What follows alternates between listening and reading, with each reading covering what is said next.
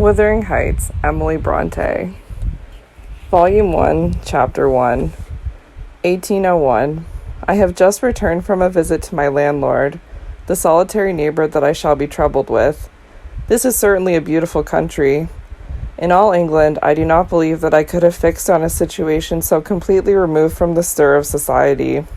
A perfect misanthropist's heaven, and Mr. Heathcliff and I are such a suitable pair to divide the desolation between us. A capital fellow. He little imagined how my heart warmed towards him when I beheld his black eyes withdraw so suspiciously under their brows as I rode up, and when his fingers sheltered themselves, with a jealous resolution, still further in his waistcoat as I announced my name. "Mr. Heathcliff," I said. A nod was the answer. "Mr. Lockwood, your new tenant, sir.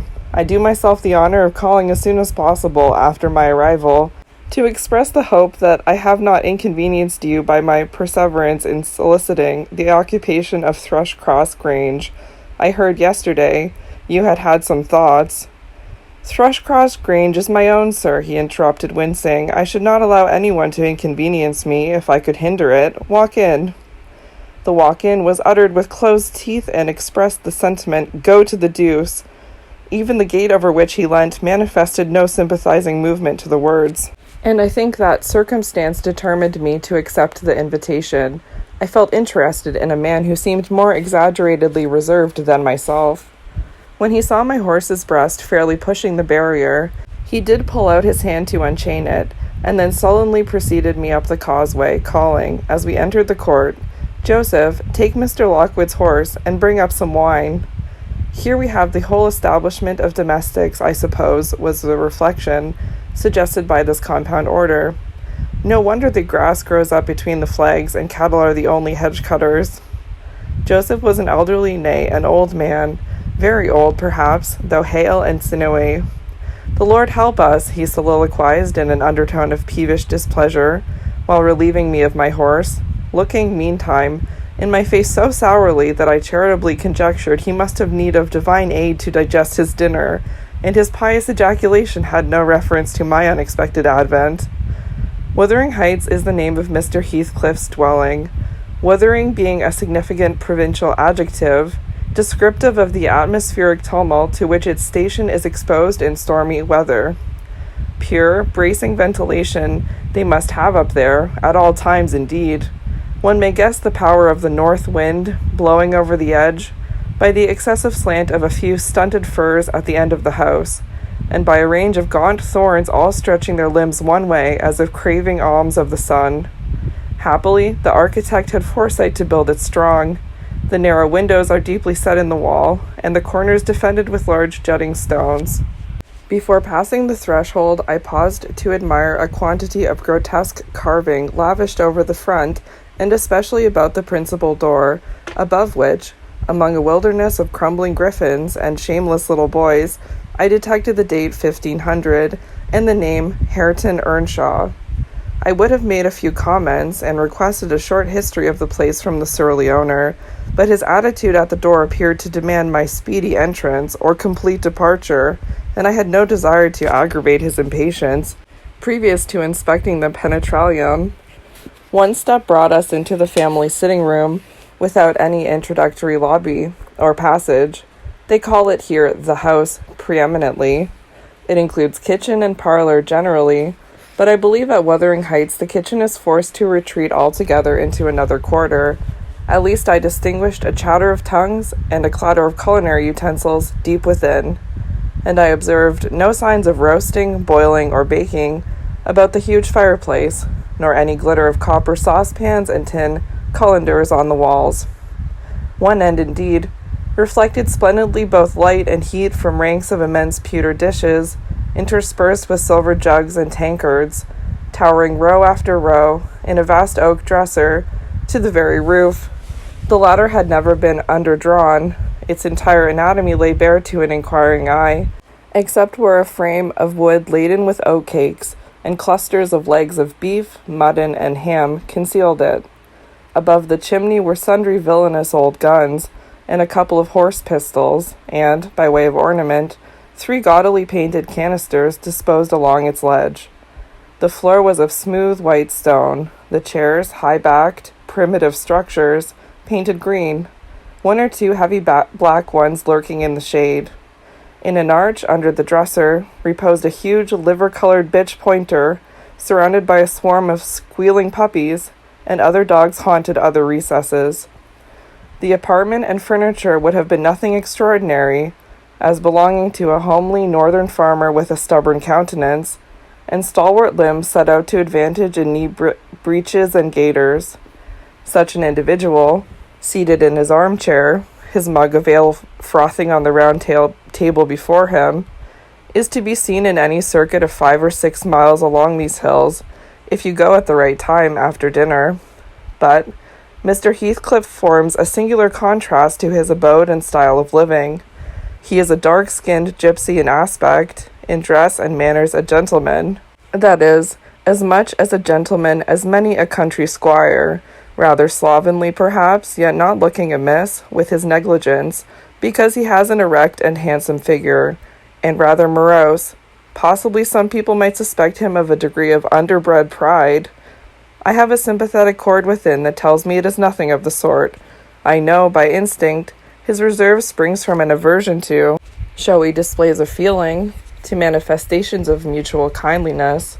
He'll love and hate equally under cover, and esteem it a species of impertinence to be loved or hated again. No, I'm running on too fast. I bestow my own attributes over-liberally on him. Mr. Heathcliff may have entirely dissimilar reasons for keeping his hand out of the way, when he meets a would-be acquaintance, to those which actuate me. Let me hope my constitution is almost peculiar. My dear mother used to say I should never have a comfortable home, and only last summer I proved myself perfectly unworthy of one. While enjoying a month of fine weather at the sea-coast, I was thrown into the company of a most fascinating creature, a real goddess in my eyes, as long as she took no notice of me. I never told my love vocally. Still, if looks have language, the merest idiot might have guessed I was over head and ears. She understood me at last, and looked a return, the sweetest of all imaginable looks, and what did I do? I confess it with shame, shrunk icily into myself like a snail, at every glance retired colder and farther, till finally the poor innocent was led to doubt her own senses, and, overwhelmed with confusion at her supposed mistake, persuaded her mamma to decamp. By this curious turn of disposition I have gained the reputation of deliberate heartlessness, how undeserved, I alone can appreciate. I took a seat at the end of the hearthstone opposite that towards which my landlord advanced, and filled up an interval of silence by attempting to caress the canine mother, who had left her nursery, and was sneaking wolfishly to the back of my legs, her lip curled up, and her white teeth watering for a snatch. My caress provoked a long guttural gnarl. "You'd better let the dog alone," growled Mr. Heathcliff in unison, checking fiercer demonstrations with a punch of his foot. "She's not accustomed to be spoiled, not kept for a pet." Then, striding to a side door, he shouted again, "Joseph!" Joseph mumbled indistinctly in the depths of the cellar, but gave no intimation of ascending, so his master dived down to him, leaving me vis-a-vis the ruffianly bitch and a pair of grim, shaggy sheepdogs, who shared with her a jealous guardianship over all my movements. Not anxious to come in contact with their fangs, I sat still, but, imagining they would scarcely understand tacit insults, I unfortunately indulged in winking and making faces at the trio, and some turn of my physiognomy so irritated Madame that she suddenly broke into a fury and leapt on my knees. I flung her back and hastened to interpose the table between us. This proceeding aroused the whole hive. 6 4-footed fiends of various sizes and ages issued from hidden dens to the common center. I felt my heels and coat laps peculiar subjects of assault, and, parrying off the larger combatants as effectually as I could with the poker, I was constrained to demand aloud assistance from some of the household in re-establishing peace. Mr. Heathcliff and his man climbed the cellar steps with vexatious phlegm. I don't think they moved 1 second faster than usual, though the hearth was an absolute tempest of worrying and yelping. Happily, an inhabitant of the kitchen made more dispatch, a lusty dame, with tucked-up gown, bare arms, and fire-flushed cheeks, rushed into the midst of us flourishing a frying pan, and used that weapon and her tongue to such purpose that the storm subsided magically, and she only remained, having like a sea after a high wind, when her master entered on the scene. "What the devil is the matter?" he asked, eyeing me in a manner that I could ill endure, after this inhospitable treatment. "What the devil indeed," I muttered. "The herd of possessed swine could have had no worse spirits in them than those animals of yours, sir. You might as well leave a stranger with a brood of tigers." "They won't meddle with persons who touch nothing," he remarked, putting the bottle before me and restoring the displaced table. "The dogs do right to be vigilant. Take a glass of wine?" "No, thank you. Not bitten, are you?" "If I had been, I would have set my signet on the biter." Heathcliff's countenance relaxed into a grin. "Come, come," he said, "you are flurried, Mr. Lockwood. Here, take a little wine. Guests are so exceedingly rare in this house that I and my dogs, I am willing to own, hardly know how to receive them. Your health, sir." I bowed and returned the pledge, beginning to perceive that it would be foolish to sit sulking for the misbehavior of a pack of curs. Besides, I felt loath to yield the fellow further amusement at my expense, since his humour took that turn.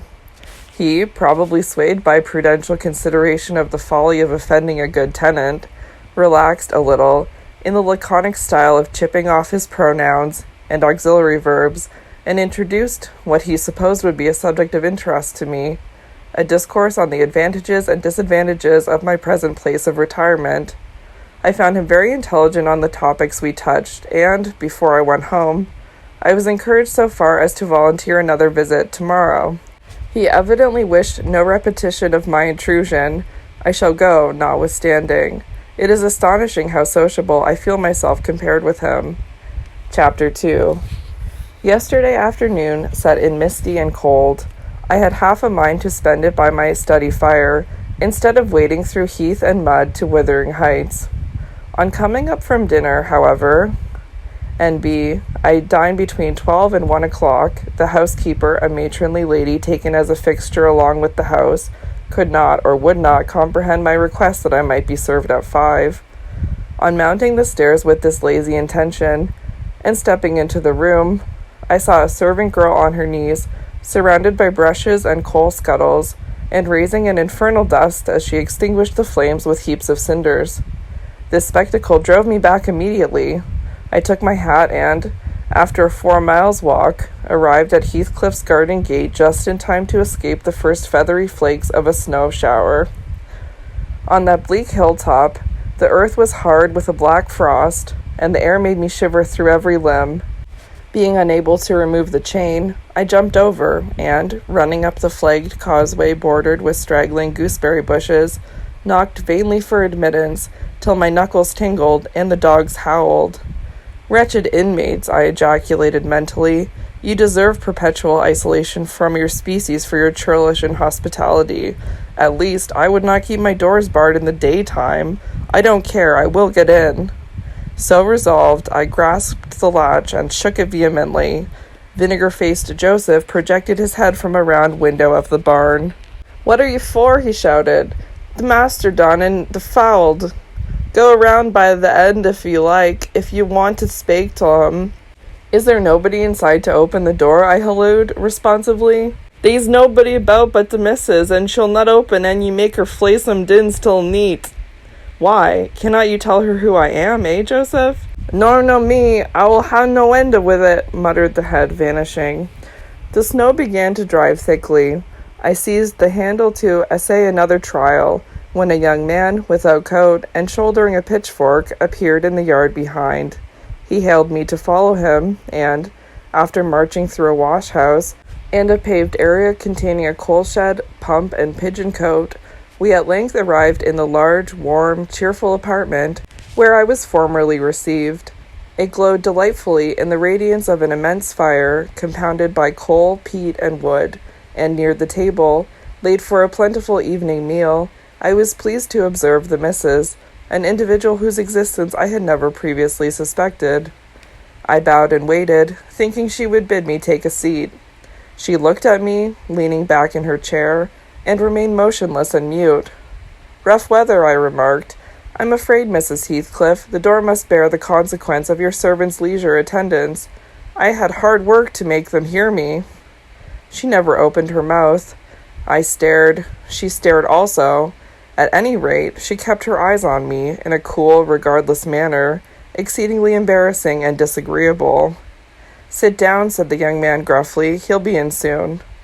I obeyed and hemmed and called the villain Juno, who deigned, at this second interview, to move the extreme tip of her tail, in token of owning my acquaintance. "A beautiful animal," I commenced again. "Do you intend parting with the little ones, madame?" "They are not mine," said the amiable hostess more repellingly than Heathcliff himself could have replied. "Ah, your favorites are among these," I continued, turning to an obscure cushion full of something like cats. "A strange choice of favorites," she observed scornfully. Unluckily, it was a heap of dead rabbits. I hemmed once more and drew closer to the hearth, repeating my comment on the wildness of the evening. "You should not have come out," she said, rising and reaching from the chimney-piece 2 of the painted canisters. Her position before was sheltered from the light. Now I had a distinct view of her whole figure and countenance. She was slender, and apparently scarcely past girlhood, an admirable form, and the most exquisite little face that I have ever had the pleasure of beholding. Small features, very fair, flaxen ringlets, or rather golden, hanging loose on her delicate neck, and eyes, had they been agreeable in expression, they would have been irresistible. Fortunately for my susceptible heart, the only sentiment they evinced hovered between scorn and a kind of desperation, singularly unnatural to be detected there. The canisters were almost out of her reach. I made a motion to aid her. She turned upon me as a miser might turn if anyone attempted to assist him in counting his gold. "I don't want your help," she snapped. "I can get them myself." "I beg your pardon," I hastened to reply. "Were you asked to tea?" she demanded, tying an apron over her neat black frock, and standing with a spoonful of the leaf poised over the pot. "I shall be glad to have a cup," I answered. "Were you asked?" she repeated. "No," I said, half smiling. "You are the proper person to ask me." She flung the tea back, spoon and all, and resumed her chair in a pet, her forehead corrugated, and her red underlip pushed out, like a child's ready to cry. Meanwhile, the young man had slung onto his person a decidedly shabby upper garment, and, erecting himself before the blaze, looked down on me from the corner of his eyes, for all the world as if there were some mortal feud unavenged between us. I began to doubt whether he were a servant or not. His dress and speech were both rude, entirely devoid of the superiority observable in Mr. and Mrs. Heathcliff. His thick, brown curls were rough and uncultivated. His whiskers encroached bearishly over his cheeks, and his hands were embrowned like those of a common laborer. Still his bearing was free, almost haughty, and he showed none of a domestic's assiduity in attending on the lady of the house. In the absence of clear proofs of his condition, I deemed it best to abstain from noticing his curious conduct, and, 5 minutes afterward, the entrance of Heathcliff relieved me, in some measure, from my uncomfortable state. "You see, sir, I am come, according to promise," I exclaimed, assuming the cheerful, "and I fear I shall be weather-bound for half an hour if you can afford me shelter during that space." "Half an hour," he said, shaking the white flakes from his clothes. "I wonder you should select the thick of a snowstorm to ramble about in. Do you know that you run a risk of being lost in the marshes? People familiar with these moors often miss their road on such evenings, and, I can tell you, there is no chance of a change at present. Perhaps I can get a guide among your lads, and he might stay at the Grange till morning. Could you spare me one?" "No, I could not." "Oh, indeed. Well, then, I must trust to my own sagacity." "Are you going to make the tea?" demanded he of the shabby coat, shifting his ferocious gaze from me to the young lady. "Is he to have any?" she asked, appealing to Heathcliff. "Get it ready, will you?" was the answer, uttered so savagely that I started. The tone in which the words were said revealed a genuine bad nature. I no longer felt inclined to call Heathcliff a capital fellow. When the preparations were finished, he invited me with, "Now, sir, bring forward your chair," and we all, including the rustic youth, drew around the table, an austere silence prevailing while we discussed our meal. I thought, if I had caused the cloud, it was my duty to make an effort to dispel it. They could not every day sit so grim and taciturn, and it was impossible, however ill-tempered they might be, that the universal scowl they wore was their everyday countenance. "It is strange," I began, in an interval of swallowing one cup of tea and receiving another. "It is strange how custom can mold our tastes and ideas. Many could not imagine the existence of happiness in a life of such complete exile from the world as you spend, Mr. Heathcliff. Yet I'll venture to say that, surrounded by your family, and with your amiable lady as the presiding genius over your home and heart—" "My amiable lady," he interrupted, with an almost diabolical sneer on his face. "Where is she, my amiable lady?" "Mrs. Heathcliff, your wife, I mean." "Well, yes. Oh, you would intimate that her spirit has taken the post of ministering angel, and guards the fortunes of Wuthering Heights, even when her body is gone. Is that it?" Perceiving myself in a blunder, I attempted to correct it. I might have seen there was too great a disparity between the ages of the parties to make it likely that they were man and wife. One was about 40, a period of mental vigor at which men seldom cherish the delusion of being married for love by girls. That dream is reserved for the solace of our declining years. The other did not look 17. Then it flashed upon me. The clown at my elbow, who was drinking his tea out of a basin and eating his bread with unwashed hands, may be her husband. Heathcliff, Jr., of course. Here is the consequence of being buried alive. She has thrown herself away upon that boor from sheer ignorance that better individuals existed. A sad pity. I must beware how I cause her to regret her choice. The last reflection may seem conceited. It was not. My neighbor struck me as bordering on repulsive. I knew, through experience, that I was tolerably attractive. "Mrs. Heathcliff is my daughter-in-law," said Heathcliff, corroborating my surmise. He turned, as he spoke, a peculiar look in her direction, a look of hatred, unless he has a most perverse set of facial muscles that will not, like those of other people, interpret the language of his soul. "Ah, certainly, I see now. You are the favored possessor of the beneficent fairy," I remarked, turning to my neighbor. This was worse than before. The youth grew crimson and clenched his fist with every appearance of a meditated assault, but he seemed to recollect himself presently, and smothered the storm in a brutal curse, muttering on my behalf, which, however, I took care not to notice. "Unhappy in your conjectures, sir," observed my host. "We neither of us have the privilege of owning your good fairy. Her mate is dead. I said she was my daughter-in-law, therefore she must have married my son." "And this young man is—" "Not my son, assuredly." Heathcliff smiled again, as if it were rather too bold a jest to attribute the paternity of that bear to him. "My name is Herden Earnshaw," growled the other, "and I counsel you to respect it." "I've shown no disrespect," was my reply, laughing internally at the dignity with which he announced himself. He fixed his eye on me longer than I cared to return the stare, for fear I might be tempted either to box his ears or render my hilarity audible. I began to feel unmistakably out of place in that pleasant family circle. The dismal spiritual atmosphere overcame, and more than neutralized the glowing physical comforts round me, and I resolved to be cautious how I ventured under those rafters a third time. The business of eating being concluded, and no one uttering a word of sociable conversation, I approached a window to examine the weather. A sorrowful sight I saw, dark night coming down prematurely, and sky and hills mingled in one bitter whirl of wind and suffocating snow. "I don't think it possible for me to get home now without a guide," I could not help exclaiming. "The roads will be buried already, and, if they were bare, I could scarcely distinguish a foot in advance." "Hareton, drive those dozen sheep into the barn porch. They'll be covered if left in the fold all night, and put a plank before them," said Heathcliff. "How must I do?" I continued, with rising irritation.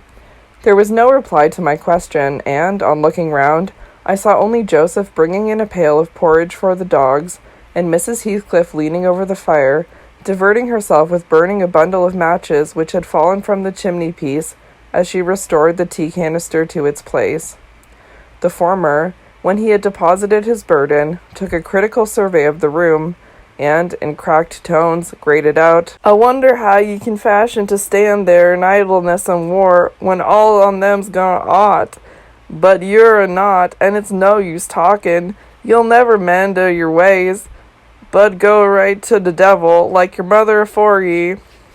I imagined, for a moment, that this piece of eloquence was addressed to me, and, sufficiently enraged, stepped towards the aged rascal with an intention of kicking him out of the door. Mrs. Heathcliff, however, checked me by her answer. You scandalous old hypocrite, she replied. Are you not afraid of being carried away bodily whenever you mention the devil's name? I warn you to refrain from provoking me, or I'll ask your abduction as a special favor. Stop, look here, Joseph, she continued, taking a long, dark book from a shelf. I'll show you how far you've progressed in the black art. I shall soon be competent to make a clear house of it. The red cow didn't die by chance, and your rheumatism can hardly be reckoned among providential visitations. Oh, wicked, wicked, gasped the elder. May the Lord deliver us from evil. No, reprobate, you are a castaway. Be off, or I'll hurt you seriously. I'll have you modelled in wax and clay, and the first who passes the limits I fix I'll not say what he shall be done to, but you'll see. Go, I'm looking at you. The little witch put a mock malignity into her beautiful eyes, and Joseph, trembling with sincere horror, hurried out praying and ejaculating wicked as he went. I thought her conduct must be prompted by a species of dreary fun, and, now that we were alone, I endeavoured to interest her in my distress. Mrs. Heathcliff, I said earnestly, you must excuse me for troubling you, I presume because, with that face, I'm sure you cannot help being good-hearted. Do point out some landmarks by which I may know my way home. I have no more idea how to get there than you would have how to get to London. Take the road you came, she answered, ensconcing herself in a chair with a candle and the long book open before her. It is brief advice, but as sound as I can give. Then, if you hear of me being discovered dead in a bog or a pit full of snow, your conscience won't whisper that it is partly your fault? How so? I cannot escort you. They wouldn't let me go to the end of the garden wall. I should be sorry to ask you to cross the threshold for my convenience on such a night, I cried. I want you to tell me my way, not to show it, or else to persuade Mr. Heathcliff to give me a guide. Who? There is himself, Earnshaw, Zillah, Joseph, and I. Which would you have? Are there no boys at the farm? No, those are all. Then it follows that I am compelled to stay. Then you may settle with your host. I have nothing to do with it. I hope it will be a lesson to you to make no more rash journeys on these hills, cried Heathcliff's stern voice from the kitchen entrance. As to staying here, I don't keep accommodations for visitors. You must share a bed with Hareton or Joseph if you do. I can sleep on a chair in this room, I replied.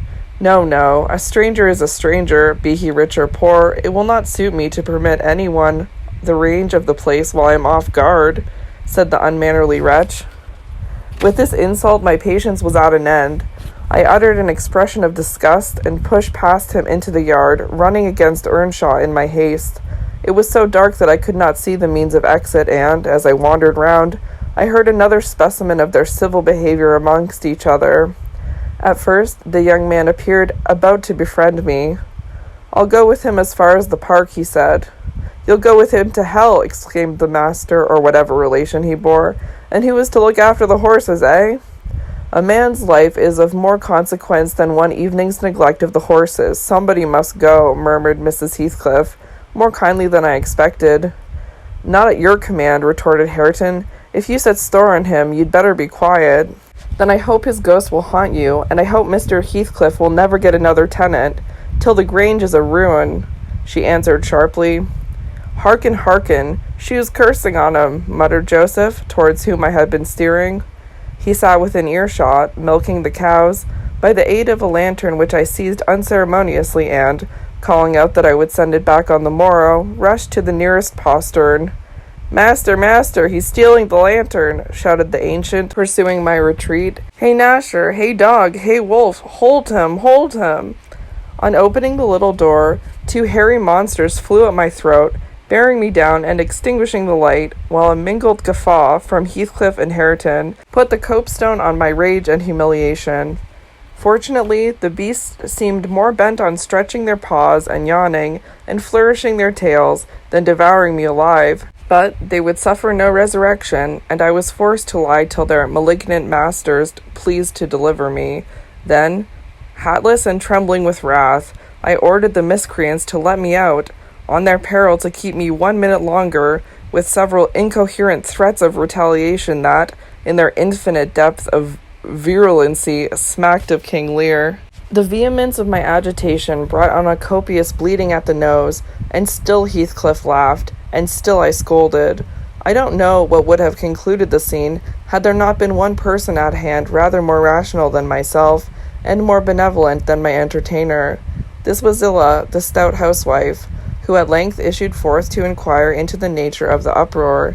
She thought that some of them had been laying violent hands on me, and, not daring to attack her master, she turned her vocal artillery against the younger scoundrel. "Well, Mr. Earnshaw," she cried, "I wonder what you'll have aget next. Are we going to murder folk on our very door-stones?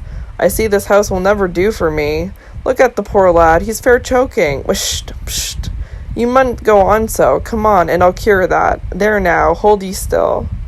With these words, she suddenly splashed a pint of icy water down my neck, and pulled me into the kitchen. Mr. Heathcliff followed, his accidental merriment expiring quickly in his habitual moroseness. I was sick exceedingly, and dizzy, and faint, and thus compelled, perforce, to accept lodgings under his roof. He told Zillah to give me a glass of brandy, and then passed on to the inner room, while she condoled with me on my sorry predicament, and having obeyed his orders, whereby I was somewhat revived, ushered me to bed.